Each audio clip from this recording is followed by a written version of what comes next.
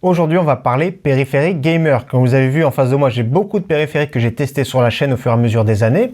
Donc j'ai envie de faire mon top 2021, c'est-à-dire clavier, souris et casque. Salut tout le monde, c'est Flo et bien sûr, j'espère que vous avez la forme. Donc j'avais envie de faire un petit point avec vous sur sur mon top personnel clavier, souris et casque gamer du moment. N'hésitez pas bien sûr à partager dans les commentaires vos périphériques préférés. Donc on est là pour partager ensemble. C'est vraiment mon top, suivant mes goûts bien sûr. Moi j'aime bien personnellement les claviers TKL, donc ça va être en fonction de mes goûts. Les casques, bien sûr, c'est suivant vos préférences. Les souris, ça peut être suivant vos mains. Donc il faudra plutôt une petite souris. Il y en a qui aiment les souris plutôt légères, les souris plutôt lourdes. Donc n'hésitez pas bien sûr à partager. Donc bien sûr, n'hésitez pas à suivre le timecode. On va commencer par souris. Ensuite, ça va être les casques et on va finir par les claviers. Concernant les claviers, je vous ferai écouter bien sûr différents switches. Donc les switches mécaniques, bien sûr. Donc premièrement, les souris, on va faire du moins cher au plus cher. Comme d'habitude, première souris qu'on a vu récemment sur la chaîne, que je vous conseille. Donc une souris qui coûte environ 20 €, disponible en noir, en blanc, Roccat Burst Core. Donc moi j'aime bien cette petite souris, c'est vraiment la moins chère si vous n'avez pas beaucoup de budget. C'est celle-ci que je vais vous conseiller. Donc sans problème, n'hésitez pas à regarder. Donc je mettrai bien sûr également tous les liens en description des produits. Donc Roccat Burst Core, super intéressante pour les petits budgets. Deuxième souris qui peut être intéressant pour un budget de 35 €, c'est la Corsair Sabre Pro. Moi j'avais testé la version RGB, donc la version Pro c'est exactement le même capteur, c'est même 8000 Hz, c'est pas une souris qui est conseillée pour les petites mains d'ailleurs, mais elle est vraiment super efficace, donc très bon capteur, surtout pour le prix de 35 €, celui qui veut pas de RGB, pas de artifice. Elle est vraiment super intéressante en ce moment, c'est une souris qui fait 69 grammes, un excellent capteur optique, donc elle coche vraiment beaucoup de cases, elle est vraiment très sobre, mais voilà, donc deux défauts, c'est qu'elle est quand même assez grande et uniquement pour droitier. Autre souris que j'aime beaucoup, c'est la Xtrfy M4 RGB. Donc je vous montre en direct une petite chose avant. Bien sûr, pour parler de Xtrfy, on met les lunettes Xtrfy. Bien sûr, vous avez compris que c'était juste pour la blague. Donc je remets les lunettes là. J'aime bien, c'est vraiment fun de sortir les petites lunettes dès que je parle de Xtrfy. Donc voilà, ça c'est la souris que je me sers du quotidien en ce moment. J'aime bien la version japonaise édition. Super intéressante, j'aime beaucoup cette souris. Niveau caractéristiques, déjà c'est un capteur excellent, le 3389 de chez Pixar, 69 grammes. Pour moi l'idéal c'est dans les 70 grammes. D'ailleurs mon setup du quotidien, je vais vous montrer tout de suite à ce moment-là. La petite souris elle est vraiment bien blanche glossy, donc il y a plusieurs coloris de disponibles sur la M4. N'hésitez pas bien sûr à faire votre choix. Le clavier que j'utilise, c'est le Mountain Everest Max qui coûte 250 €. Je ne vous conseille pas particulièrement à cause de son prix, mais il est vraiment super évolutif. Je l'ai présenté en vidéo. Je mets la petite fiche, n'hésitez pas à voir cette vidéo pour ceux qui s'intéressent. Donc un clavier qui coûte 250 €. Le seul défaut, c'est qu'il n'a pas de touche en PBT, donc double injection PBT. Et mon casque de tous les jours que j'ai déjà présenté, c'est le Sony MDR 1A M2. Casque hi-fi vraiment excellent. Donc la Xtrfy est vraiment excellente, c'est vraiment bien pour un droitier avec des mains de taille moyenne. Donc on la retrouve environ à 50-55 €. Autre souris super intéressante qu'on retrouve pour 59 €. J'ai même une préférence pour celle-ci, mais attention, si vous avez des petites mains, je la déconseille. Donc c'est la Mountain Makalu 67, disponible en noir, en blanc, vraiment excellente. 59 €, excellent capteur optique également, le 3370, 67 grammes, donc légèrement plus légère que la Xtrfy. Dans tous les cas, comme je vous ai dit, dans les 70 grammes, moi je kiffe. Donc elle est vraiment excellente, bonne ergonomie, bonne glisse, bon capteur. Je vous la conseille vraiment très bien. Je l'ai eu pendant longtemps, mais comme j'ai reçu très récemment la Xtrfy, donc je me sers aujourd'hui de la Xtrfy, j'aime bien changer de temps en temps.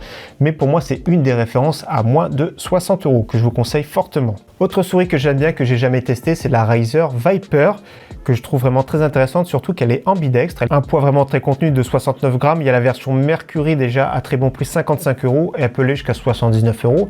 Donc suivant les prix plus avantageux, bien sûr, moi j'aime bien la version Mercury. Certains aiment les souris uniquement noires, mais moi j'aime bien blanc-noir, peu importe. On s'en fiche un petit peu, c'est vrai que les claviers blancs c'est plus difficile à trouver. Donc pour moi c'est une des références et le gros avantage c'est qu'elle soit ambidextre. Maintenant je vais vous parler de ma préférence parmi les souris sans fil du marché. C'est vrai qu'ils ont fait beaucoup d'efforts sur les câbles des souris qui sont vraiment de plus en plus souples, mais une souris sans fil c'est vraiment super intéressant. Les autonomies sont de plus en plus confortables, mais c'est quand même un cran au-dessus au niveau du prix. Donc on va faire comme tout à l'heure du moins cher au plus cher. La moins chère pour moi en souris sans fil que j'aime particulièrement, c'est la Glorious Model O Wireless.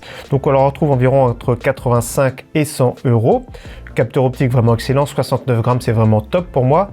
71 heures d'autonomie annoncée, il y a du RGB, donc pour moi c'est vraiment excellent. Donc après, celui qui n'aime pas les souris façon gruyère, je vous la déconseille du coup. Autre souris sans fil que je trouve très intéressante en ce moment, c'est la Roccat Kone Pro Air, donc qui est disponible également en noir et blanc, 75 grammes, ça reste vraiment super raisonnable et c'est surtout l'autonomie qui est très intéressante pour environ 100 heures.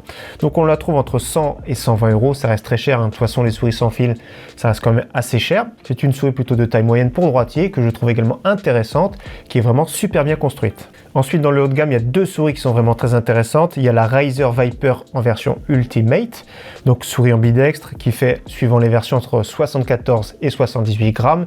Il y a plusieurs coloris disponibles, donc ça va être suivant la peinture qui va faire plus de poids.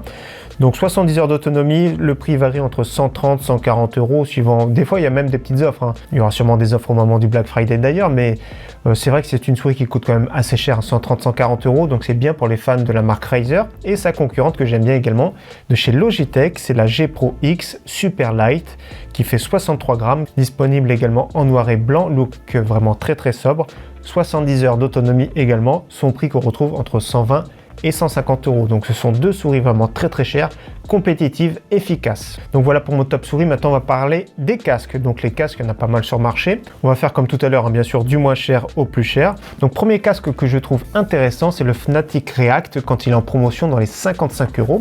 Donc c'est un casque qui a son prix de base que je trouve un petit peu cher, hein, 70-75 euros, mais qui est vraiment intéressant. C'est pas le meilleur, hein, mais 55 euros. Ça fait le travail, c'est de la qualité, il est relativement confortable, donc il fait tout bien sans faire rien d'exceptionnel. Mais quand il a 55 euros, c'est une bonne affaire. Autre casque que je trouve super intéressant, c'est le QPad QH91 dans les 55 euros qu'on retrouve de temps en temps à bon prix. Donc c'est une version jack également. C'est le cousin de l'Hyperix Cloud, c'est-à-dire que ce sont tous les deux des clones du Takstar Pro 80. Donc ils ont pris cette base de casque hi-fi qui est vraiment super correct. Mais dans tous les cas, le QPad QH91 est vraiment excellent. J'ai eu le QPad il y a très longtemps, le QPad QH90. Donc le son est vraiment très correct, le confort correct, le micro sans plus, mais on va dire que ça fait vraiment le travail pour un prix très contenu. Autre casque que j'aime bien, c'est les Color Master MH751 en version jack et 752 en version USB. Donc je l'ai avec moi depuis quelques temps, je m'en sers de temps en temps, il est vraiment super confortable. Donc celui-ci, c'est la base du Takstar Pro 82. Très confortable, j'aime beaucoup ce casque. Donc la perche du micro est détachable comme beaucoup de casques, mais il va super bien sur la tête, il a un très bon son, très confortable. Donc également pour un prix de 75 euros, je le trouve vraiment excellent ce casque-là, je peux vous le conseiller sans souci quand il est dans cette gamme de prix. Autre casque que je trouve très intéressant, c'est l'HyperX Cloud Alpha, qui a une qualité sonore supérieure à l'HyperX Cloud ou Cloud 2.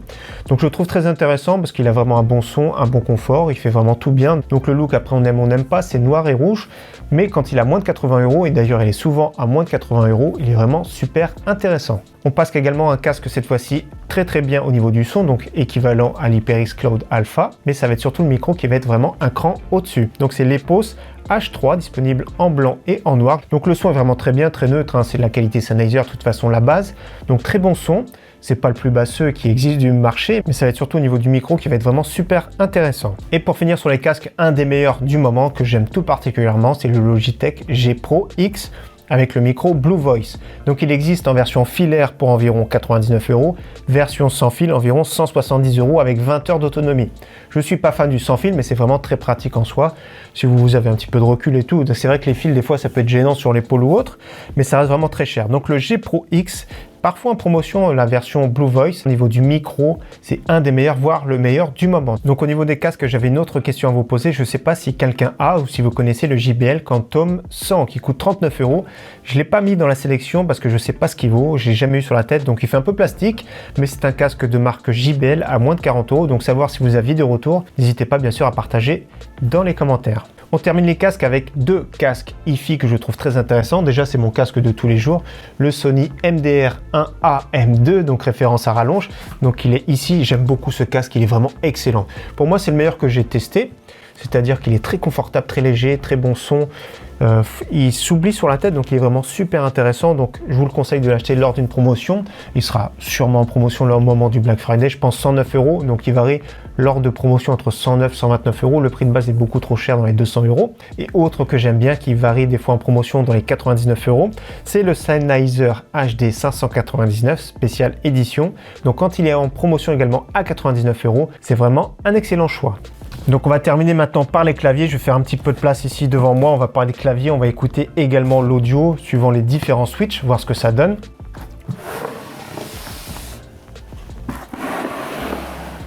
Donc voilà pas mal de claviers que vous avez dû voir sur la chaîne YouTube au fur et à mesure des années. Donc premier clavier que je vais vous conseiller, que j'ai déjà présenté dans les vidéos Bon Plan, c'est le clavier de la marque Aukey, le mécanique en RAID. Donc il est où? Il coûte 25,99 €. Donc si vous n'avez pas trop de budget, orientez-vous vers celui-ci. C'est un clavier RGB plein format, AZERTY bien sûr. Donc voilà, look vraiment très sobre. Pour 25 €, on ne peut pas lui reprocher grand-chose. Faut pas vraiment être trop exigeant. Donc ce sont des switches mécaniques Aukey rouge. Je vous fais tout de suite écouter ça. Donc le micro il est juste ici.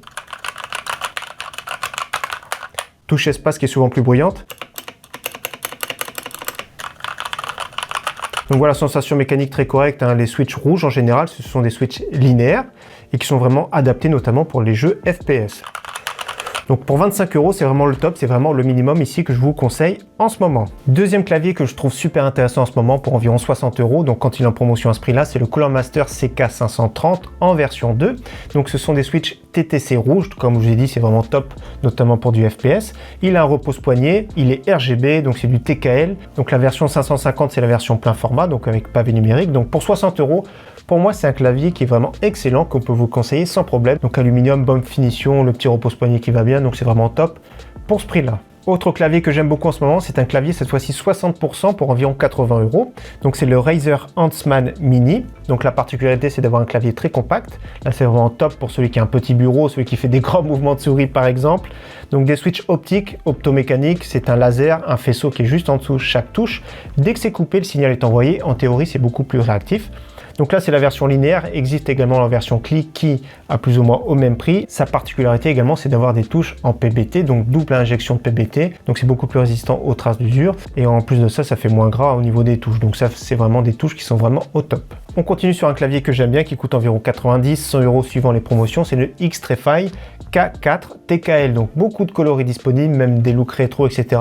C'est ça que j'aime bien. J'aime bien son look rétro en général. Donc personnellement, après c'est une histoire de goût le look, mais il y a vraiment beaucoup de choix de couleurs disponibles également. C'est ça qui fait plaisir. Autre clavier que j'aime beaucoup, c'est le K70 RGB TKL de chez Corsair. Pour moi, c'est le clavier Corsair le plus intéressant. Donc en promotion, on le retrouve dans les 120 €. Sa particularité, c'est d'avoir de l'aluminium. C'est un clavier qui est vraiment super bien construit, des touches en PBT, des switches MX RAID. Je vais vous le remontrer ici. Regardez, c'est vraiment un super beau clavier. Donc les switches MX RAID, par défaut, je vais vous faire écouter de suite.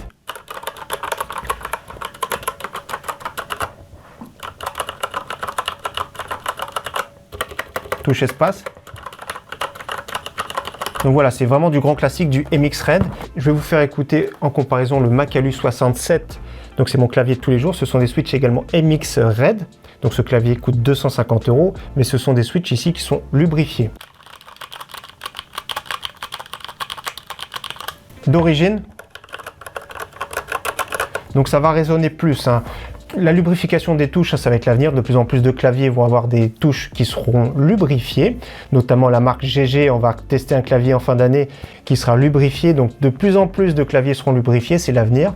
Donc lubrifier d'usine, c'est vraiment bien. Lubrification manuelle, c'est vraiment très long à faire. Il faut bien sûr que les switches soient détachables. Donc pour moi, un des meilleurs claviers de chez Corsair, c'est le K70 RGB TKL. Et enfin, dernier clavier que je trouve vraiment super intéressant, c'est un clavier de la marque Glorious. Donc c'est vraiment la base d'un clavier, le GMMK. Donc pour 80 €, vous avez la base d'un clavier, soit TKL, soit plein format. Et après, vous ajoutez les switches que vous voulez. Donc ça peut être des switches MX, ça peut être des switches de chez Kailh. On va écouter différents switches après. On va voir notamment les Kailh White que j'aime tout particulièrement. Et en plus de ça, après, il faut rajouter un pack de touches comme celui-ci qui coûte encore 25 €. Donc c'est une solution assez chère qui va coûter 150 €. Mais c'est le plaisir de personnaliser vos claviers. Et ce que je vous conseille bien sûr, c'est de lubrifier vos touches au moment de l'installation et peut-être même mettre des joints O-ring en plus. Donc ça va être un clavier très silencieux que vous pourrez assembler vous-même. Donc on va écouter maintenant différents switches, ça peut vous donner une idée si vous achetez des switches séparés. Donc là on a vu les MX RAID et les MX RAID qui sont légèrement lubrifiés. On va écouter les MX Silent du Fnatic. Donc toujours pareil, les switches de chez Cherry. Donc le Fnatic comme ici, MX Silent.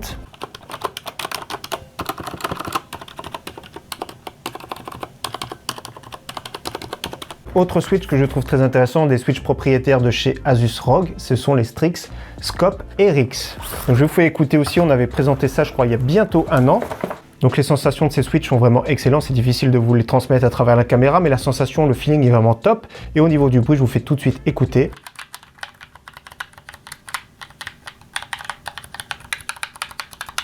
Donc ça s'apparente à des switches MX RAID de chez Cherry, mais avec des sensations beaucoup plus marquées. Au niveau du bruit, c'est plus ou moins pareil, mais c'est vraiment une sensation très marquée. J'aime bien ce feeling, ça fait... ouais, c'est un très très bon feeling de touche dans tous les cas. Ce sont également de très très bons switches du moment. Et donc je vais vous faire écouter des Kailh Box White que je trouve vraiment excellentes. Donc avec le MSI Vigor GK50 Elite. J'aime bien le bruit, c'est vraiment satisfaisant. Ce sont des switches avec un petit retour audible. Je vous fais tout de suite écouter.